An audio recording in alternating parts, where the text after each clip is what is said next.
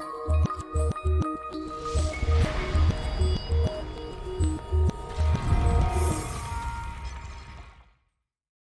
ladies and gentlemen, and welcome back to the channel. Welcome to another experiment where today we're taking a look at a few players that we've seen in our Wonder Kid Watch videos that didn't quite live up to the hype, and what I've done is basically move into some of the biggest clubs in the world with some of the best facilities as well, and it's just to see how they'd get on. How would they develop? Will they become any better? Will they have a better career path, or will they be limited? They've all been brought to Europe, which is obviously seen as one of the best places to be able to apply your game, and that's where people want to be. The four players we're looking at are Gabriel Veron, Ali Mussengi, Shaquille Russi, and Mohamed Ali Cho. So we'll have a quick look through here, and then we'll jump 10 years on, see how they did get on, and just see if they've managed to develop any better in their career. Looking first up, we've got Gabriel Veron. He was at Palmeiras, but he obviously has now made the move to PSG. He is in their second team at the moment, 18 years old. Obviously looks very, very good and very exciting. Currently on the loan list, wanted by the likes of Dijon and Nims.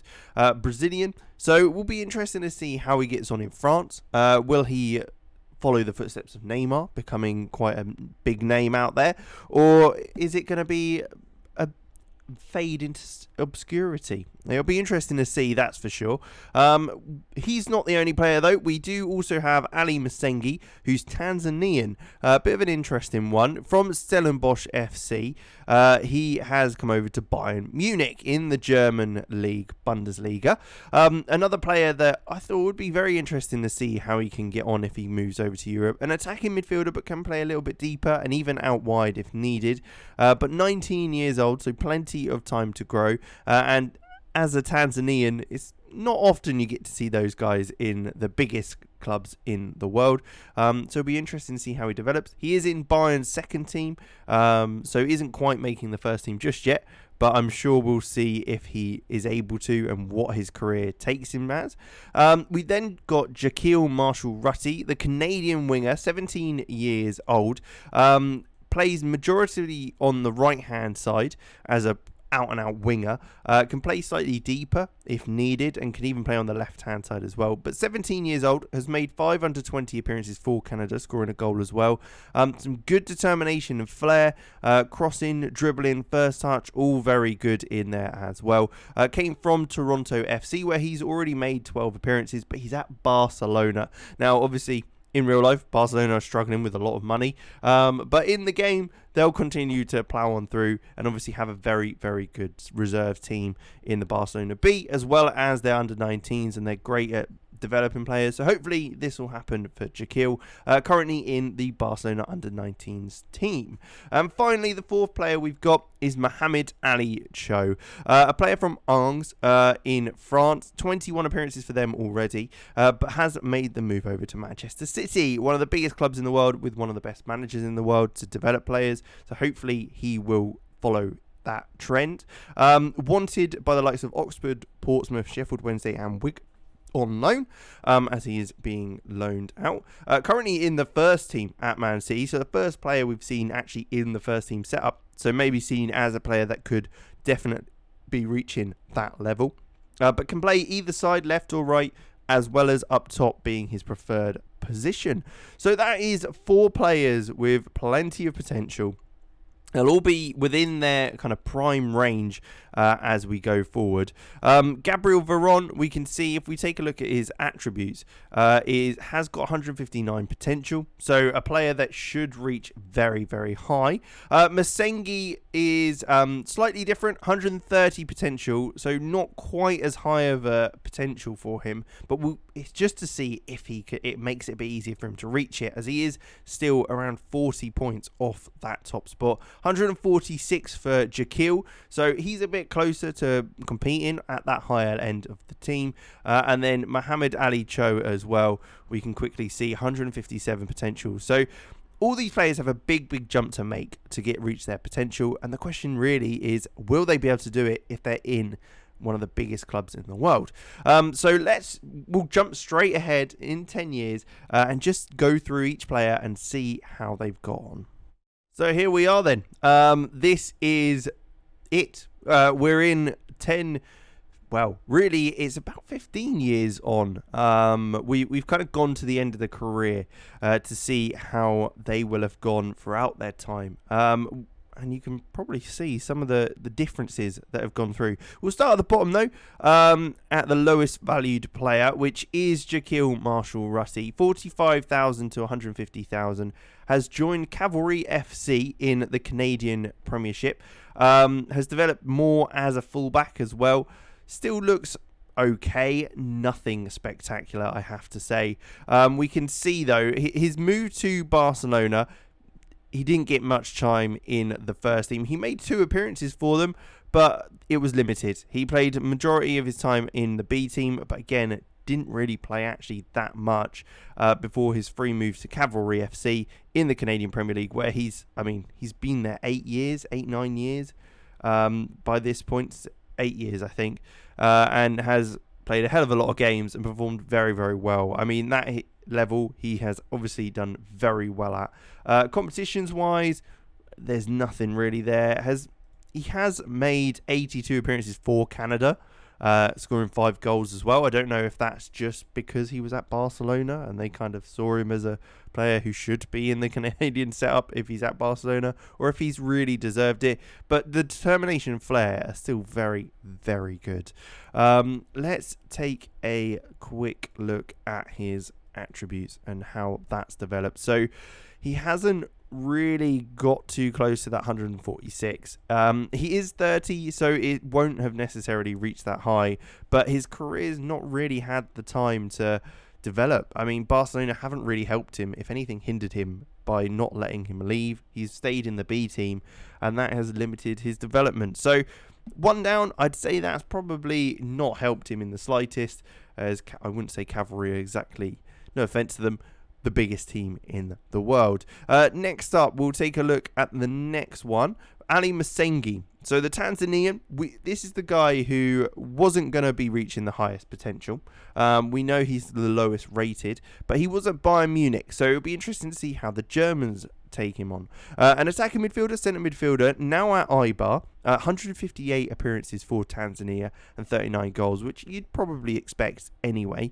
Loves to get forward and get involved in the play. Few decent stats. First touch looks very nice. Technique, passing, vision's pretty good as well as flair. And his physical still looking very strong at the age of 33 as well, I have to say. But this is the career path he's made. So he got that move to Bayern Munich, played a bunch of times for the second team, where he actually did really, really well. You can see in that first season, 12 goals, 5 assists there. And then in the season after, it was 2 goals, 13 appearances. There was a move to Nuremberg in the Bundesliga too, £16,750. A bargain, really, by the looks of it. He's performed very, very well, especially in the first 5 years with Nuremberg.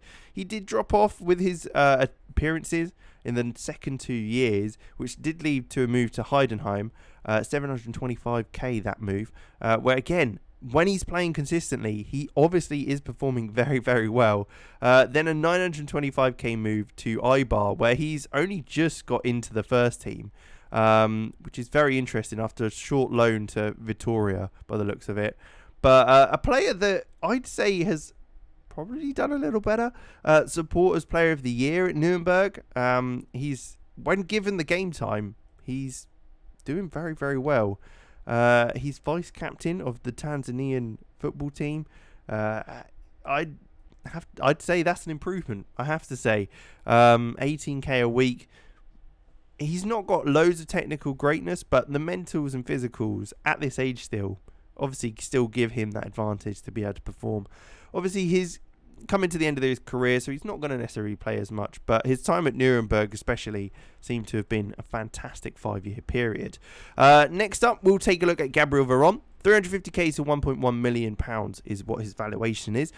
He's got some nice stats. He's pretty versatile, can play almost anywhere going forward, even centre midfield if you really want him to. Some nice physicals, well-rounded. He's 32, so obviously he's not going to be at the elite level necessarily, but At the age of 32, he hasn't made any Brazilian first team appearances. 8 under 20 appearances, though, with 7 under 20 goals. So not a bad ratio there. And he's currently playing for Portland Timbers. Well, their second team he's currently playing for, which is an interesting outcome. 32 years old, though. Let's take a look at his history. Looks like a bit of a wild ride. Was at PSG, obviously, for the first year. Did make a loan move to Antwerp, where he performed pretty well. That got him some more game time in the PSG second team, leading to first team appearances. That's 8 games he made over 2 years for PSG. Did drop back down to the PSG second team, where he got 10 goals and 10 assists in 24 appearances, which is pretty damn good. Another loan move to Antwerp, which didn't really work out, before a permanent move to Bristol City for £1.5 million in the Championship. Seemed to do okay, nothing spectacular, but still contributing to the side. That led to a £17 million move to Fulham, who ended up getting promoted. He helped them get promotion to the Premier League, where he did play a few games, especially the first season, did all right. A loan move to Portsmouth in the Championship followed, where again, 6.99 ratings, not bad, 9 goals, 3 assists in 37 appearances. Played a lot of games for them, though. Then a free move over to America with Portland Timbers. In that one, you can see in the MLS, he played a lot of games for them before that dropped down to the second team, where he has absolutely destroyed things. 10 goals, 3 assists in 11 appearances. I mean, he's probably a little bit too good for the second team there. Got third place in the Olympics with Brazil. Won Liga with PSG in 2024. I guess he did make some appearances, so there you go. And got promoted via the playoffs with Fulham. So I'd say, he's played in the Premier League. He's competed at a very high level. So I'd say that's probably an improvement. Maybe that PSG, the time at PSG, getting those loan moves to Antwerp, that sort of thing, has given him the ability to improve. Now, finally, we're looking at Mohamed Ali Cho. Currently rated 12.5 to 37 million and is at Real Madrid. I have to say, this looks like the guy to have improved the most and got the best career. 52 appearances and 20 goals for France as well. Isn't bad at all. 31 years old, striker, of course, can also play either side, developed a lot more as a winger as well. Still very, very pacey. Some alright technicals and mentals look okay, but his physicals are looking great for his age. But Real Madrid, what a team to have signed for. You can see here, he was at Man City, made that move from Angers to Man City, made one appearance for them as well in the league, before plenty of loan moves, which is probably what's helped him, to be quite honest. He's got a loan move to Wigan, where he performed very well, 12 goals in 32. Then a move to Huddersfield in the Championship, going up another level, 11 goals in 37. And again to the Championship with Blackburn this time, 12 in 40. Following that, he went to the A-League with Anderlecht, 14 in 28. So continuously improving year on year in the numbers scored. And then he moved to Troyes in Ligue 2, where 16 goals in 37 appearances, his best season yet. Came back to Man City, again, made one appearance for them before £3.7 million move to Fulham, who are in the Premier League. Stayed there for a long old time as well. It looks like 8 years. Got relegated, unfortunately, but then got them back up again into the top division and then relegated one more time. But that relegation led to a £35 million move to Real Madrid, where he's made 13 appearances, scored 2 goals, and then most recently 8 appearances, 2 goals, where he's performed very good when he's been called upon. You can't argue that. Won the Spanish Premier League twice, got relegated twice with Fulham, but did also get that promotion as well via the playoffs, and got runner-up in the Carabao Cup that year as well. That's not bad at all. Got promoted with Troyes as well. So he's contributed a lot, and I have to say his career has shone a lot more this time round. So I'd say yes, as you'd probably have expected, players being at one of the biggest clubs in Europe has certainly, on the whole, improved. At least we can say that for 3 out of 4. So only a quarter of those players doesn't improve because of that. But there you go. We will leave it there. Thank you very much for watching. Make sure you leave a like and subscribe. Of course, leave a comment down below of any experiments you want to see in upcoming episodes, and I'll be sure to take a look at trying to get those done. And with that, I'll catch you in the next one.